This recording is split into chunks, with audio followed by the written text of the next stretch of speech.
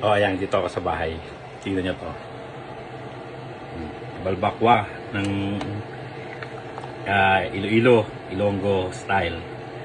Siyempre, hindi ako nagluto niyan. Ayan, oh. Ayan, sila Mark. Masarap ba? Authentic ba lasa? Oo. Ha? Oh.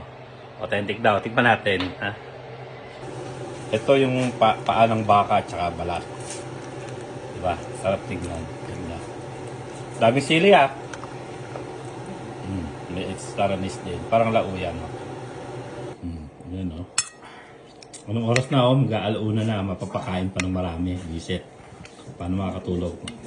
Tingnan natin to. Buti lang yung roommate ko. Masarap magluto yan. Yan. Si Mark. Kasama ko dati sa trabaho. Wala na ako doon sa trabaho namin dati. So tingnan natin to. Sarap. Sarap. Pwede ko sa ganito kasi malambot to. Tsaka madulas. Lunukin. Diba may problema ako sa esophagus. So okay lang. Sarap siya.